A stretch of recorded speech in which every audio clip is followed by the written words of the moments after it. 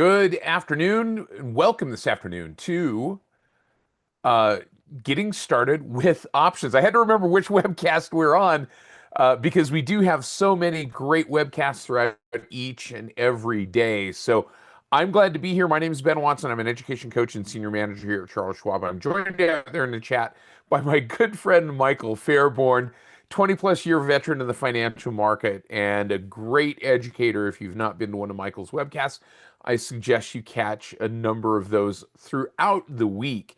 Mike is active in a variety of topics. So, welcome to all of you, whether you're here in the live version or the recorded version. We're glad to have you with us, and thank you for joining us. If you are in the live version, be a part of the conversation, chat your questions in. Mike's there to help answer those questions. If you're in the recorded version, go ahead and leave us a comment in the comment section. So, today's topic is long put options. And we're continuing in the numbered sequence of this particular webcast and this getting started with options structure so that we can work our way through. The last time we taught long call options. Today, our focus is going to be on long put options to take advantage of downside movement in an underlying stock. So a couple of quick housekeeping items as we get into this topic today. Remember that this discussion is for illustrative and educational purposes only. It is not a recommendation of any particular security or strategy or account type or anything else. Remember, when trading options, options carry a high level of risk. They're not suitable for all investors. Make sure that you're aware of the characteristics and risks of standardized options before considering any option transaction. Remember also, with long options, long calls like we did last time, long puts, investors may lose 100% of the funds invested.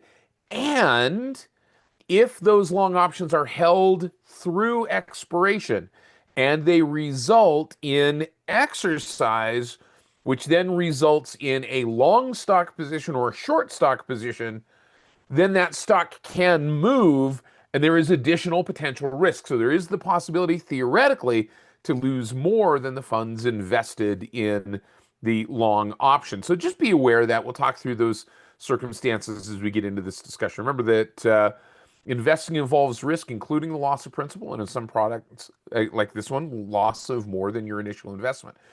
We're going to be using the thinkorswim desktop software platform today, specifically the paper money version of that platform. Not a guarantee of future success out there in the real world. However, it is a great learning environment. But there are some certain things that the paper money platform does not do that a live trading platform will do.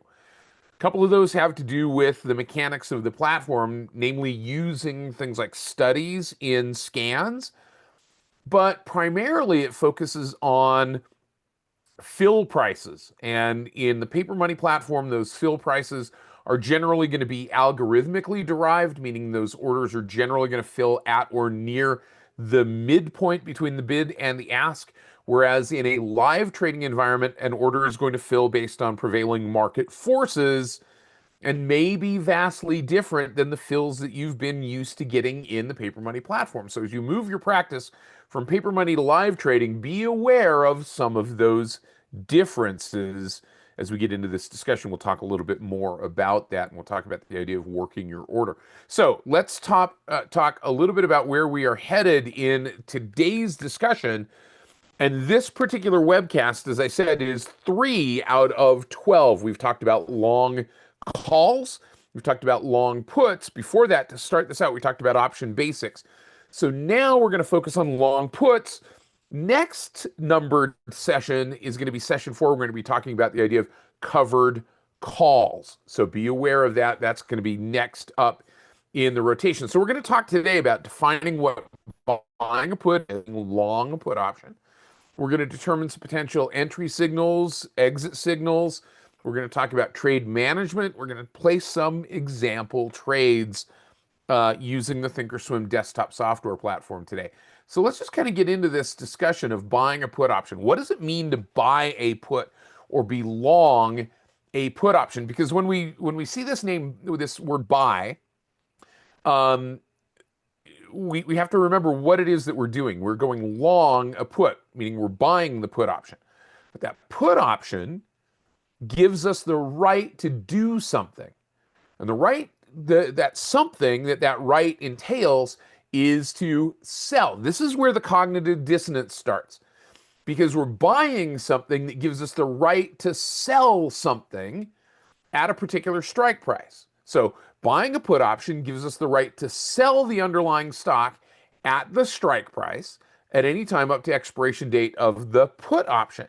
Now, no, we don't need to own the underlying stock first to be able to own the right to sell the stock, because that right in and of itself may have intrinsic value. So what's the goal when buying a put option? So think about this.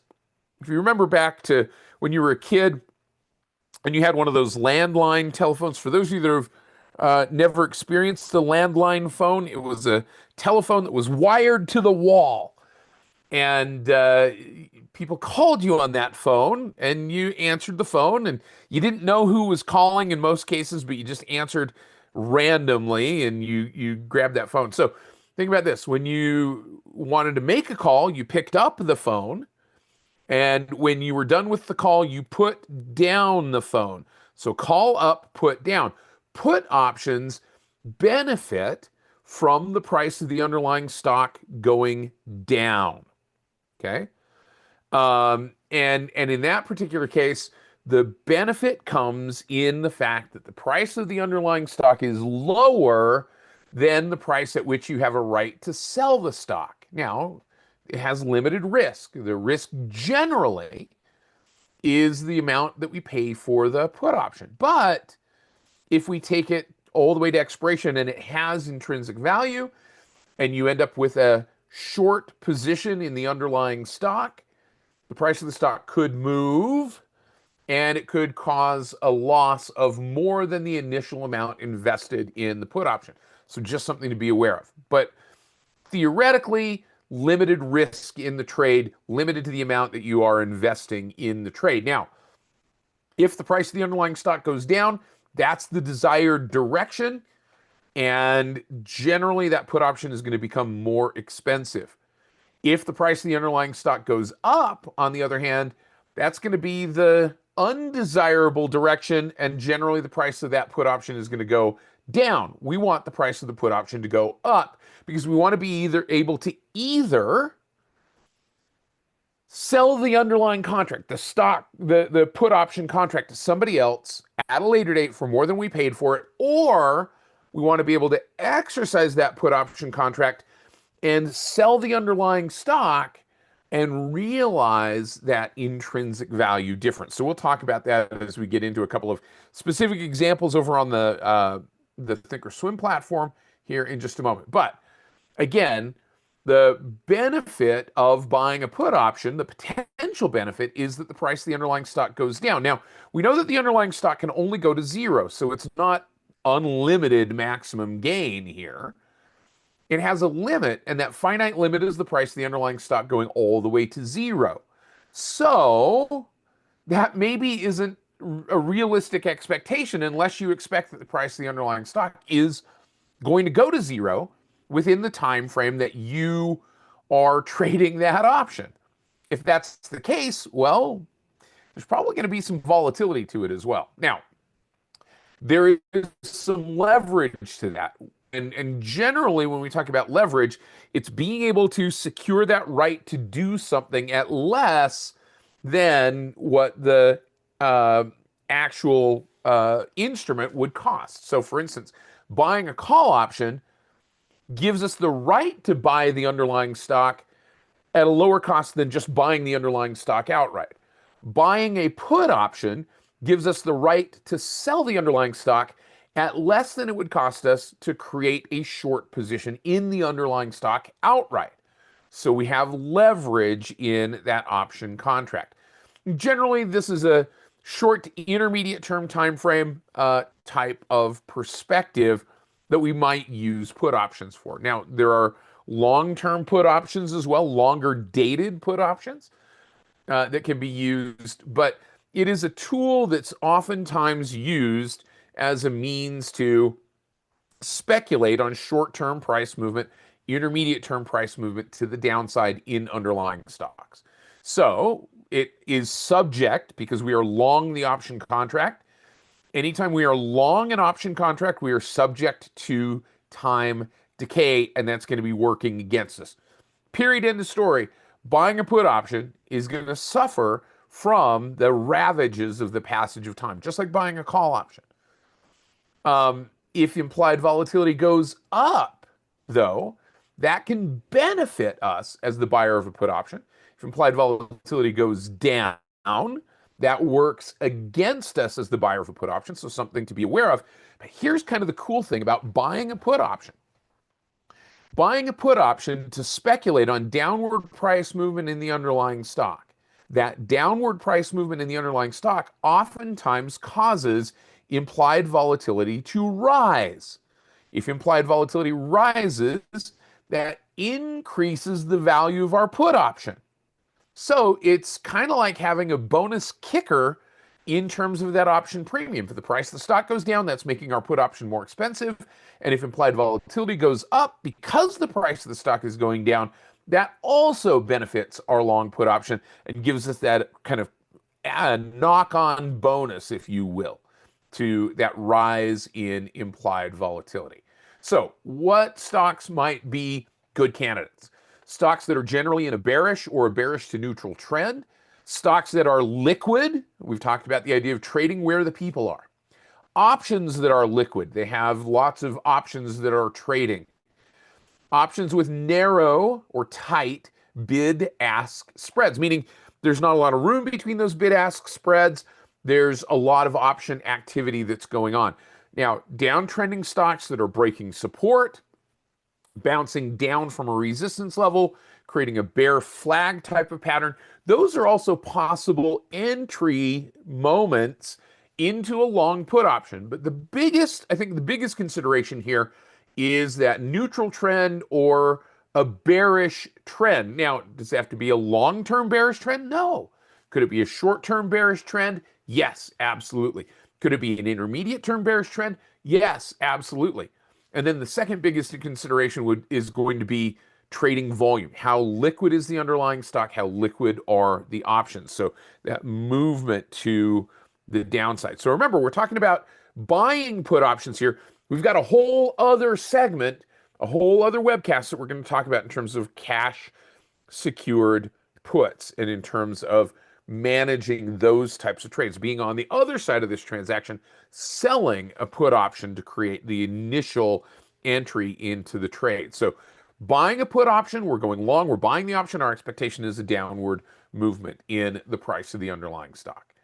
So possible entries that we talked about, bouncing down from a bear flag entry, entering when we get a breakdown below a support level or breaking through that support level.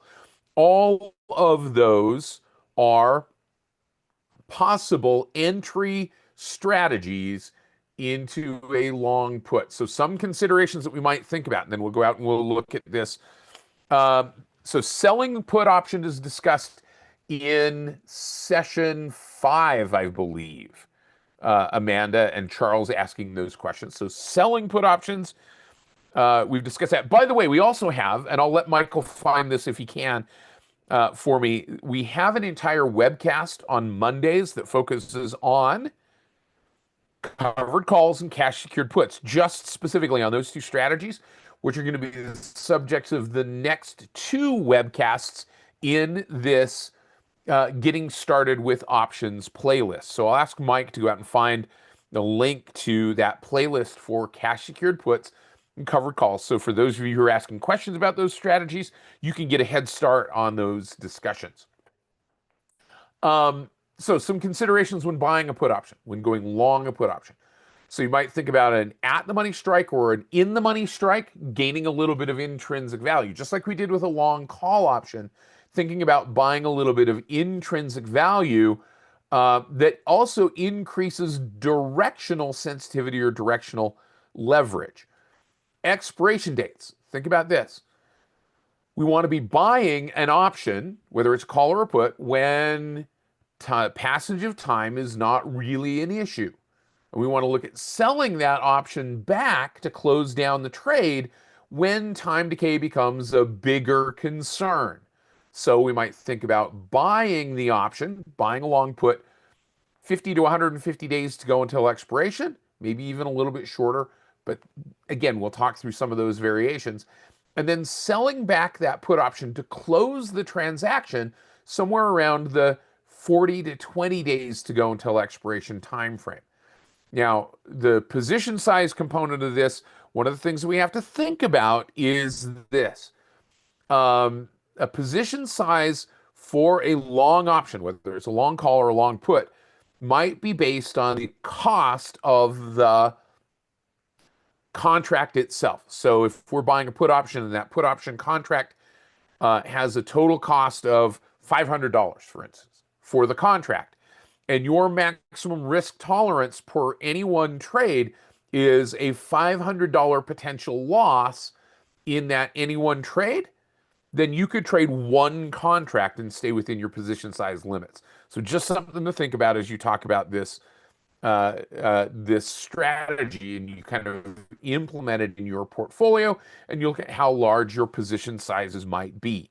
All right, so let's do this. Let's pop over to the Thinkorswim desktop software platform and take a look at what's going on here, because I think we've come into this discussion at a point in time where maybe there's some advantage to what's going on in the market from the standpoint of talking about long put options, because we have the S&P 500 here breaking down below a level of support at the 7,400 mark.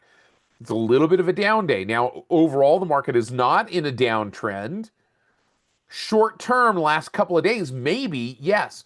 But intermediate term, long-term trends are both solidly up here. So we're not in a downtrending market other than in the last 3 or 4 days. And so that would be considered to be a short-term downtrend.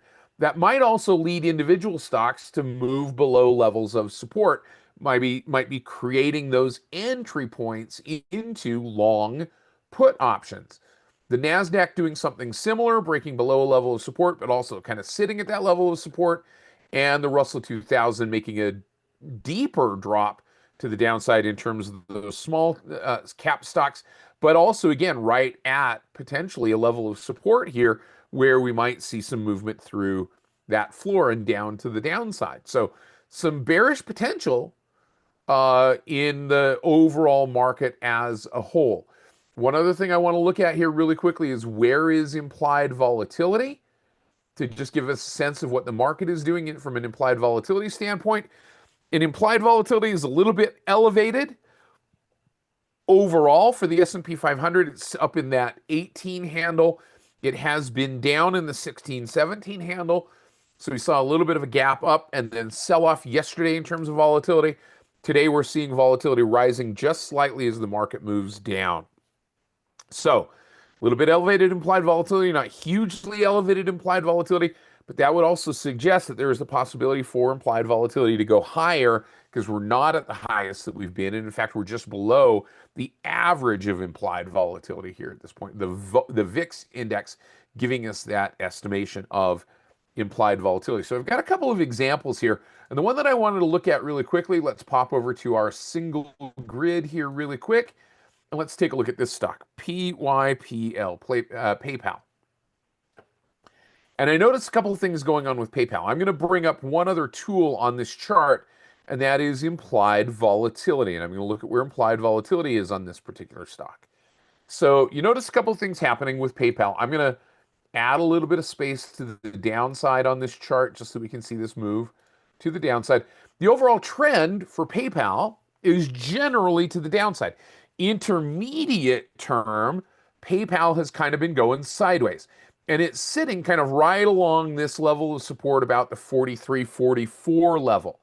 We're past the earnings announcement, so implied volatility is relatively low down here. And you can see that momentum has been falling off a little bit. So as I zoom in here on the right-hand side, what I'm looking for in this particular scenario is a move or a break down below this level of support right here at about 44.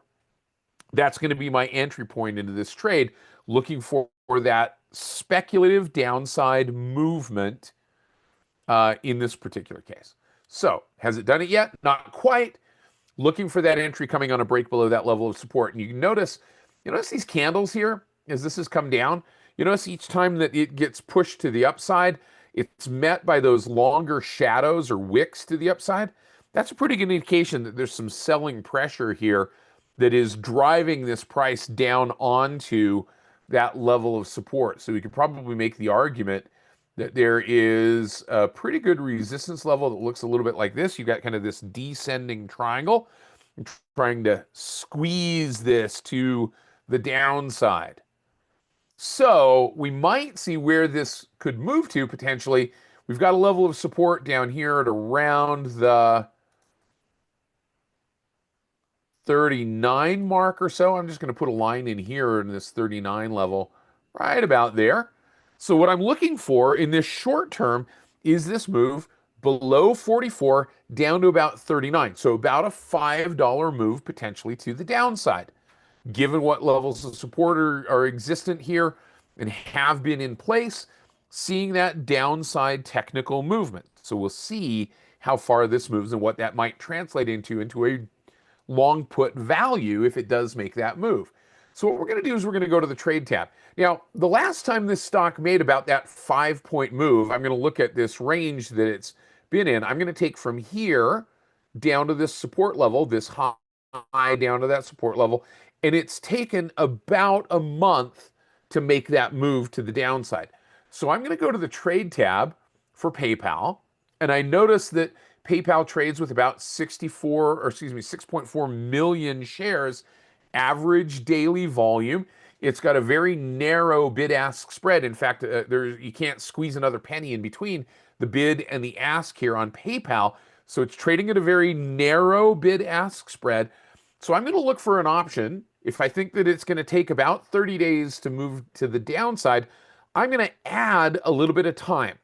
So I'm actually going to go out to the 17 July expiration, which is just right at that 59 days to go until expiration. Because I know that I can always sell back, theoretically, always sell back, assuming it's a liquid target, sell back that time value to somebody else prior to expiration. So I'm going to look at buying the 17 July expiration. Now, one of the things that I notice as I go over to the right-hand side, so 17 July, and I go over here to the right-hand side, I've got an expected move of about $5 to the downside, which just coincidentally, but not really coincidentally, would put us right down on that target that we drew on the chart by itself. So I like that consistency in this nature, that potential move to the downside based on implied volatility. So let's open up the 17 July options. And what I'm going to do is I'm going to filter this because we're just focusing on put options. I'm going to filter my option chain to just show put options, not call options. So all we're going to do is we're going to be dealing with this right-hand side of the option chain. So we've got the expiration date and we've got the strike price right here. So the stock currently is trading at 44.16. So if we were going to buy a put option that has a little bit of intrinsic value, and I'm just going to change my layout here really quickly to intrinsic value and extrinsic value. If I were going to buy an option that has a little bit of intrinsic value and some extrinsic value, I might look at buying the 45 strike, I might buy the 47.50, or I might even buy the 50 strike. The deeper in the money I go, the more expensive these options are becoming. So that's something to pay attention to. But I'm buying intrinsic value, which if the price of the stock does not go to the downside, I've still got something that I could then salvage at the end of the lifespan of this option. So when I'm buying options, when I'm going long a call or long a put, like we did last week, or last time we were together, going long an option, I want to consider having some intrinsic value that I've purchased for the sake of the price of the stock not doing anything at all. Now, this has about a 30-cent wide bid-ask spread. I've got about the same width, 25 cents here, a little bit smaller here at the 45 strike, but I'm buying less intrinsic value. I'm going to look at buying this 45 strike, the right at the money intrinsic value, or right at the money strike. And I'm going to put on here delta, theta, and vega. I'm going to change my layout to delta, theta, and vega. So I'm going to look at buying that. I'm going to be buying it for roughly $2.76 by clicking on the ask price. That's going to have about 52 cents of directional sensitivity, meaning it's more directionally sensitive than not. That also has about a 52% probability as an approximation of being in the money at expiration, which is what we want to have happen with a long put option. It's got about 2 cents of theta decay. It's not decaying away very fast. And it's got about 7 cents of implied volatility sensitivity. So if implied volatility were to go up 1%, that option premium is going to gain about 7 cents. So what that says is if implied volatility goes up because the price of the stock goes down, we're going to get that kicker of an additional 7 cents of premium added to that price of the option simply because of its option Greek, that sensitivity to that directional or that implied volatility change. So by buying this option, our expectation is a move to the downside. We're buying. So Herein asks the question, what delta is better to buy? So think about this. Delta is really dual functionality. One, it tells us the sensitivity of the option premium to directional price movement. So the higher the delta, the more sensitive that option is to the directional price movement of the stock. I could buy a really small delta. It's not going to cost me very much to buy that option, but I don't get very much bang for the buck when the price of the stock moves to the downside. I could buy a deeper in the money option, and that's going to give me a lot of sensitivity to the directional price movement of the underlying stock, but it's also going to cost me a lot. So I've got to be sensitive to that. So I want to find a balance there. Now, the dual function is that delta also gives us an approximation, like I said, of the probability or the likelihood that that particular strike price is going to be in the money at expiration, meaning it's going to be, in this case, that strike price is going to be above the current trading price of the stock. Because remember, we want the price of the underlying stock to go down. So buying an option that has a 52-cent delta is buying an option that has, from a probability standpoint, about, theoretically, a 52% probability of being in the money at expiration. So I'm going to choose an option that generally has a little bit higher probability. I can buy a lower probability. It's going to cost me less, but if it moves, well, that could be a bigger percentage gain, bigger bang for the buck, but it's less likely to get to my target, get where I think it's going to go. I can buy an option that has more sensitivity, higher probability. It's going to cost more, and that is always, always, always the trade-off here. So let's look at this 45 strike. And what I'm going to do is I'm going to change my layout to a tool that is theoretical price and mark, Theo price and mark. And it gives me that opportunity to, whoops, I don't want to change my filter. I want to keep that filter on puts. So the two numbers that I want you to look at here are these. So we're looking at buying the 45 strike. I want you to look at the theoretical price, 276, and I want you to look at the mark price. Mark price is what it's currently trading at. Theoretical price is what it might trade at given our inputs. We're going to play the hypothetical. We said, all right, what if the price of the stock moves down 5 points? That was our expectation. So if the price of the stock moves down 5 points, just with that directional price move, our option more than doubles in value. We get a bigger gain in the price of the option. But that's assuming that it does it in 1 day or no days. We're going to add some time into this mix. So we might go out a couple of weeks here, maybe 3 weeks, to, let's go to the 5th of June. We say, all right, fine. Price of the stock is going to move to the downside. That's what we want to have happen. But it's going to take some time to get there. Remember, we thought it's going to take about a month to get there. So if it takes about a month to get there, to that 5 points to the downside, here's what that theoretically, that option is going to be worth. About $6.11. So time ate away at a little bit of our option premium, but not very much because we're buying an option that has a very low theta component. So if we think about it, we bought the option for $2.78. We could turn around and theoretically sell that option back for $6.12 at a later date for more than we paid for it to begin with.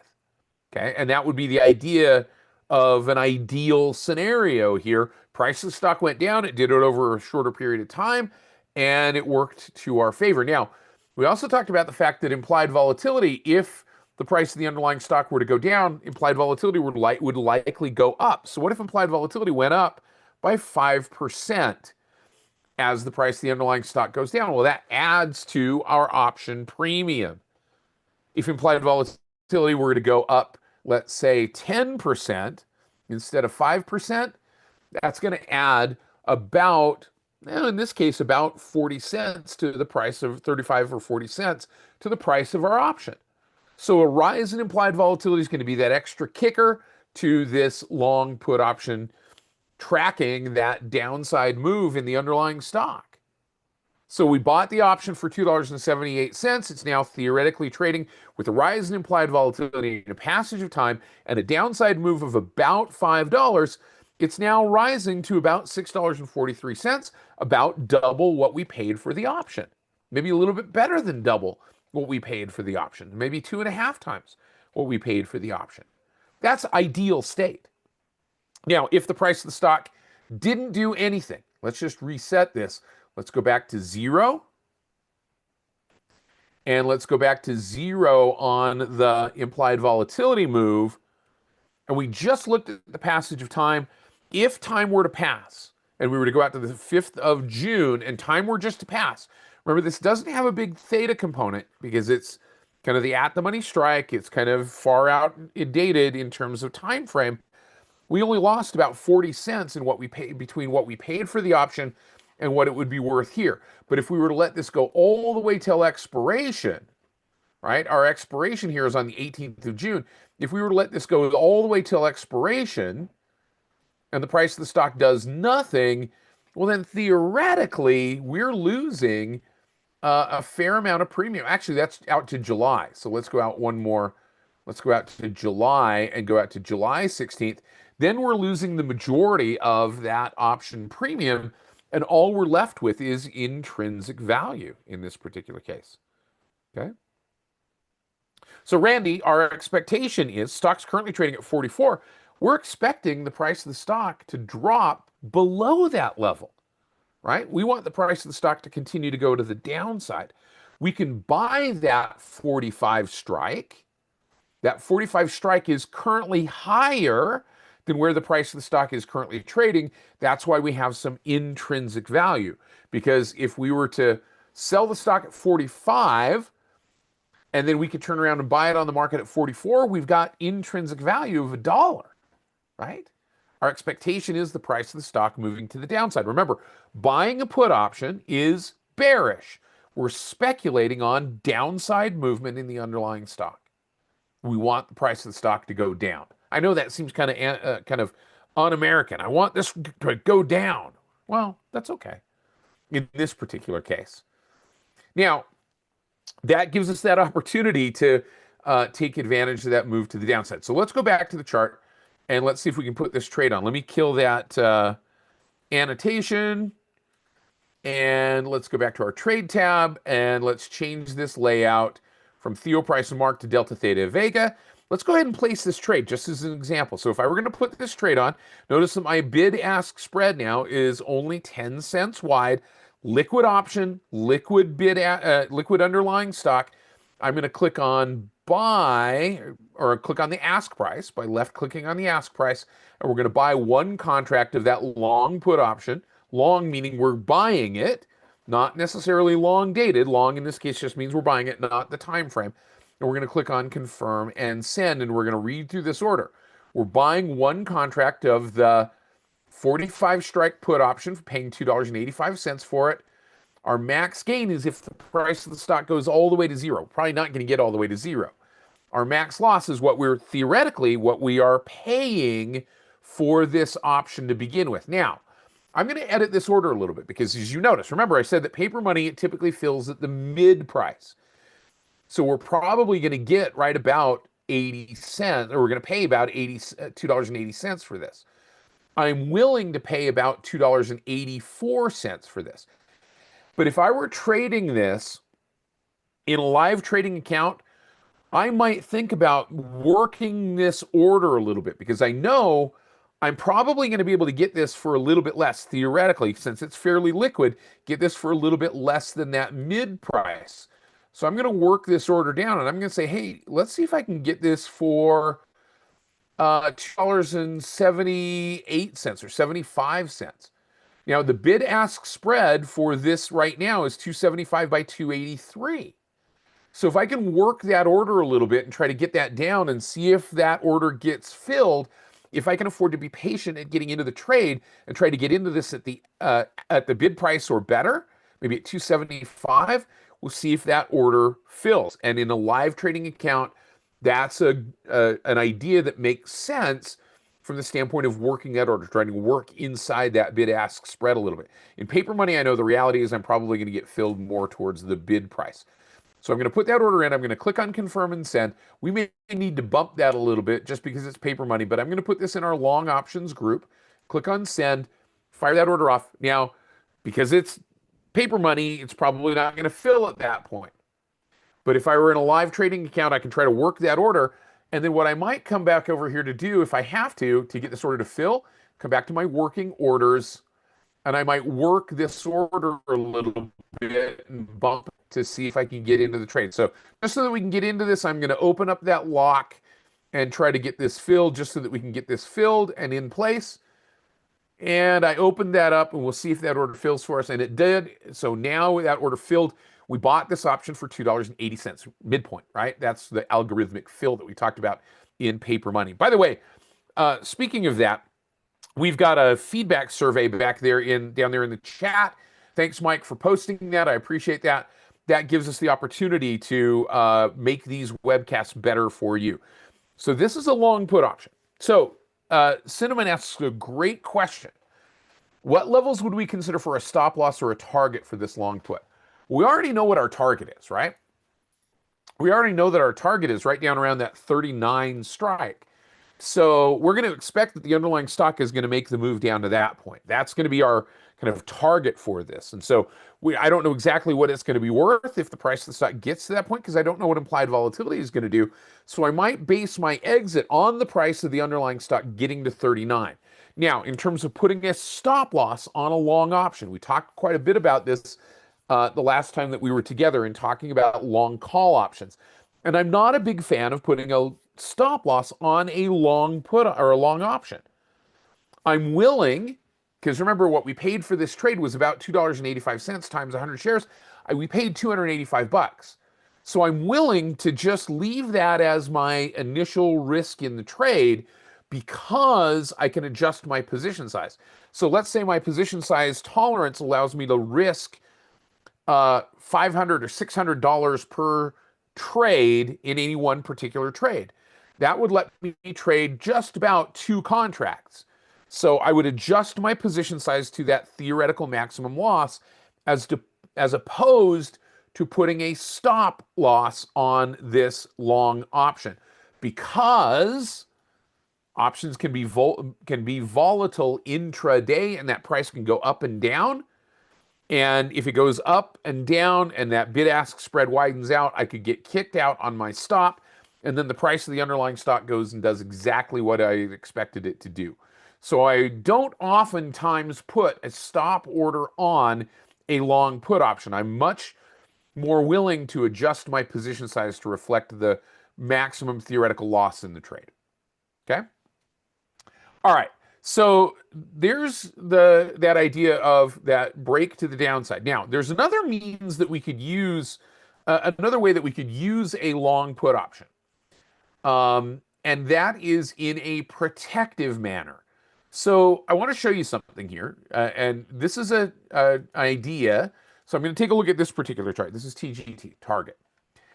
And I've got a long option, or I've got a long stock position in Target. I own shares of Target. Now, Target is coming into an earnings announcement. Now, implied volatility isn't the highest it's ever been. It's a little bit higher.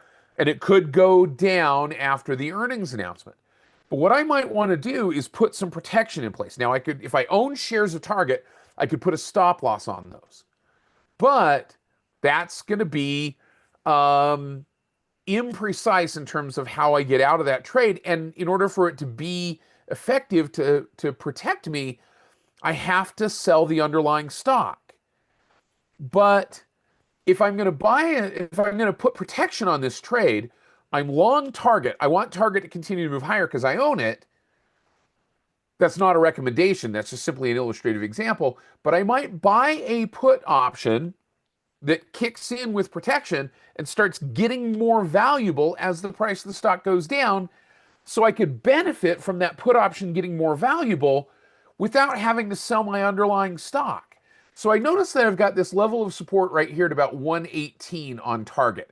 It's moving higher, but I wanted to buy some protection that's going to kick in right about that 118 level. So I'm going to go to the trade tab for Target. And I know that I've got an earnings announcement that's coming up. So I want to buy an option that protects me during that earnings announcement, but not much longer than that. So this is going to be a little bit shorter term for this protective put option. So I might go out here to the 5 June option, that expiration, about 17 days to go until expiration. And I want to buy that 118 strike because that's the point at which I want that protection to start kicking in. It's not going to be an in-the-money option in this case. But remember, if the price of the stock goes down, that put option is going to increase in value.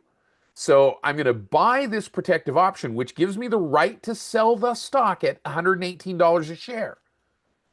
But it doesn't require me to sell the stock at $118 a share. It would only do that if I were to choose to exercise my right. So if the price of the stock went down on the earnings announcement and then went right back up, there's the possibility that I could benefit by selling the put option back when it had increased in value, and I don't have to sell the underlying stock to benefit from that protection against that downside movement. So I'm going to look at buying this 118 strike. Now, it's a little bit wider bid-ask spread. It's about a 50-cent wide bid-ask spread, which I'm okay with. This is a little bit lower volume trading stock, but I'm okay with that because this is a protective position. Now, if I wanted my protection to kick in at 120, I could buy that one. If I wanted my protection to kick in at about the 117 level, I could buy that one. But I'm going to buy the 118 strike because that's where that level of support is. And so I've got about a 25-cent delta, 25% probability of being in the money, 13-cent theta, so it's going to suffer from time decay because we're closer to expiration. But I don't have very much volatility sensitivity, so I'm not worried about implied volatility all that much being high and falling in this particular case, especially if the price of the stock is going down. Because if the price of the stock is going down, what's going to happen to implied volatility? It's likely to go up. So I'm going to buy this, what we were going to call in this case a protective put. I'm going to buy this one at the 118 strike.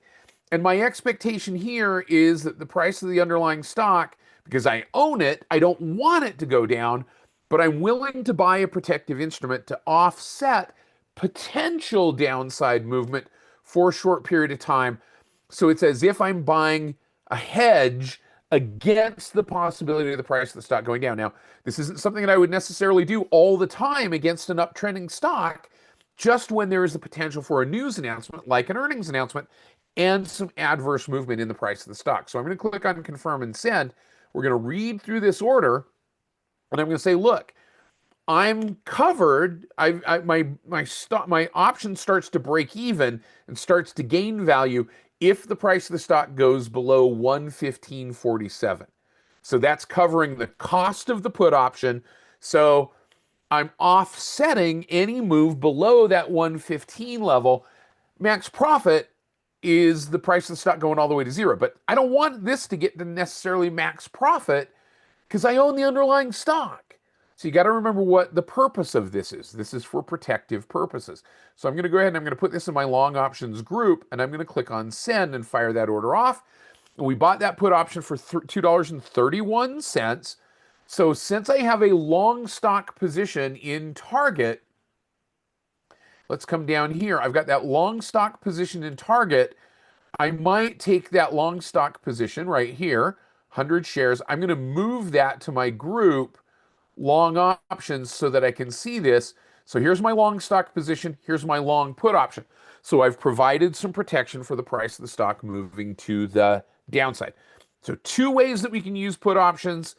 Long put options, we can use them to speculate on downside movement or to hedge against possible downside movement in a means that doesn't require us, a way that doesn't require us to sell the underlying stock if we own it to benefit. Because if this goes down, if the price of the stock goes down, the value of this put option that I bought is going to go up and I can sell it back, realize that benefit, and use that benefit, use that gain to offset the loss in the price of the underlying stock. So let's pop back over here. I'm going to come over here to the Trader Talks webcast page, and I just started typing in here, getting started with options. That takes me to this playlist, the Getting Started with Options playlist. So you notice we did this one. Lesson number 1, option basics. Lesson number 2, long calls. Then Cameron did a 3-part series here. Barb did one here on buy right covered calls. So this one, the next one that we did, today is lesson number 3 of 12 in talking about long put options. What I would ask you to do is when you come to this page, click on that subscribe button if you haven't done so already. And please fill out that feedback survey so that we can make these webcasts better. My thanks to Michael Fairborn for helping out. My thanks to our great production staff and to all of you for being here and helping us to get to this discussion of long put options. We'll see you guys again next Tuesday for lesson 4, which is going to be covered calls. My thanks to all of you. Take care, everybody. Bye-bye.